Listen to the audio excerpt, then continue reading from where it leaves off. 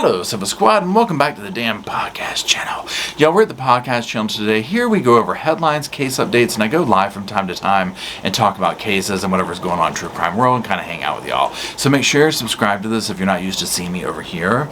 Now, my other channel, Reporting Live from My Sofa, I do deeper dives, longer story times, interrogation breakdowns, that kind of stuff over there. So make sure you're subscribed to that. That is down below as well, the link to it down in the description box below. As always, thank you to everybody who makes the Sofa Squad possible. Y'all, I wouldn't be here without you. I could not make the amount of content that I do without you, and I thank you from the bottom of my heart. So does Roscoe, and so does the damn computer on the sofa. Now today, we're going to be going over a headline, just one headline for this. You saw the thumbnail, so you know what it is. Here we are. Hello, hello, hello. When I saw this, I was going through my old videos, okay? And I was like, I saw this video that I did like, I don't know, forever ago. And I was like, what's up with him? So I Googled it and I saw this and I was like, oh my God. So this is actually like a month old at this point, but nonetheless, we've got to talk about it. So what I'm going to do is I'm just going to put up the article headline, like a snippet of it or whatever, so you can see what I'm talking about. And then we're just going to kind of talk about bits and pieces of it. As always, drop your comments. I love to hear what y'all have to say. Here we go. So this is in People Magazine. It's by Steve Helen. It was published June 15th, 2022, and it's titled, "In Letter from Jail, Matthew Taylor Coleman admits delusion in my own mind before child murders." Okay, now very quickly, if you don't remember, Matthew Coleman was like the surfer dude, whatever, that like took his children, drove off, and ended up taking their lives with a spear gun, and then basically blamed it on like this whole line of he thought they were lizard people and like crazy-ish, right? And so there's that. So now he has penned a letter and he's kind of changing his tune, and so we're just going to talk about that. So it says, he's been sitting in a cell. He wrote a 2-page letter to a friend detailing how his thinking has changed since the 10 months since he allegedly killed his 2 children in Mexico with a spearfishing gun. So the article goes on to say that he addressed some of the alleged conspiratorial thinking, including his belief that his wife Abby had reptile DNA that she passed down to the couple's kids, Khalil, 2, and Roxy, 10 months.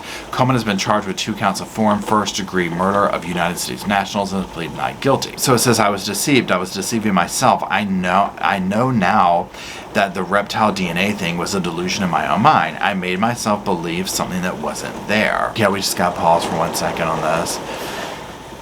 Have you ever, so first of all, have you ever gone down the rabbit hole, and I'm not even saying whether you believe it or not, just for pure damn entertainment purposes only, okay?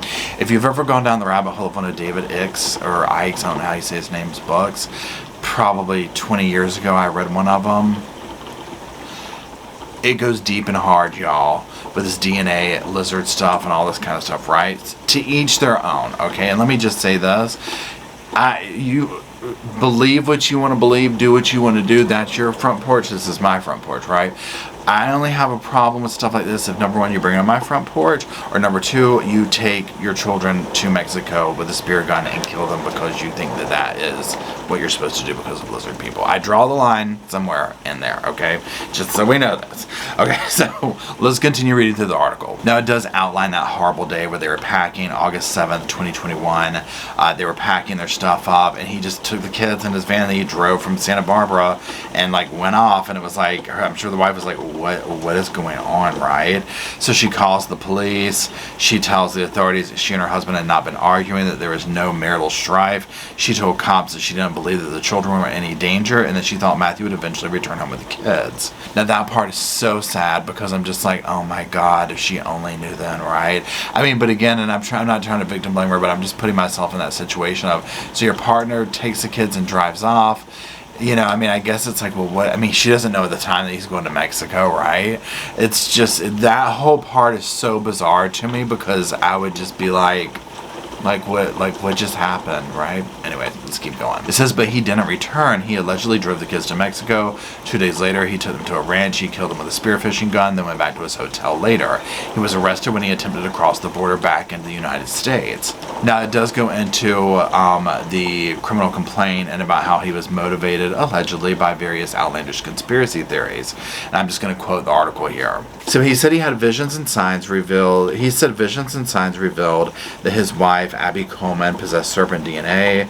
M. Coleman mentioned that he was not sure if his wife was a shapeshifter, and that she had passed it on to his children, and that all things were pointing to the idea that the children have corrupted DNA that will spread if something is not done about it. Now, the authorities went on to say that he believed in the QAnon conspiracy theory. It goes into that. And a later affidavit, Abby allegedly told authorities she had also researched QAnon with her husband, but said he became significantly more paranoid that people around him were involved in a conspiracy. Friends apparently told people earlier this year that Coleman spent hours a day on the websites and message boards reading about conspiracy theories. So then it goes into saying, now he's in jail with no access to these kind of websites. The letter explains that he's processing through the beliefs, and this is what it says. I'm sorting through it all now, he wrote. There's a lot to unpack, but I have to figure out what I really believe, but I don't have access to information anymore, so I'm having to use my mind to figure things out. So that last line hit really hard. I'm having to use my mind to figure things out. Okay. Whew. Mama Jama, that's a big one. Sadly, at the end of this are two beautiful children who died a horrifying death. I can't imagine getting shot with a spear gun, okay, at all, right? My heart goes out to them and the surviving family members and anyone who loved these poor little children. How do you come back from that? To him, somebody who would take these children and run off like that at the whim, and then sit here and say, blaming it on a conspiracy this and a conspiracy that. This is an unbalanced human being, right? So I'm very curious to see when this goes to trial or if he pleads out or whatever. It does make you wonder because it's coming up in a year now. Oftentimes, if you follow true crime, a lot of these situations, these can take multiple years before they get to trial. Most of the time not, but with COVID, happening and all that kind of stuff, it could have definitely slowed things down. Definitely could have accelerated why he did this, you know what I'm saying? Like, if he was going into all this conspiracy stuff and then COVID's going on and this, that, and the other, come on. Like, he could have really gone deep into a rabbit hole. So, I would be very curious to see if he pleads out, is the point that I'm getting to. Because if he's starting to be like, well, wait a minute, I'm having to think for myself, maybe there aren't, contorted DNA stuff, he might just plead guilty, right? And be like, okay, we're done. Where do you go from that unless he tries to plead insanity? We'll have to see what they're trying to give him, right? So, anyways, I just wanted to go over that. I thought it was an interesting update. I think it's interesting that he's turning around and saying, basically, I was brainwashed, or whatever he wants to say. Those are my words. So let me know what you think down in the comments section. Thank you for watching. Again, thank you for making this Sofa Squad possible. And until we meet at the computer in the old sofa across the room, I'll see y'all soon.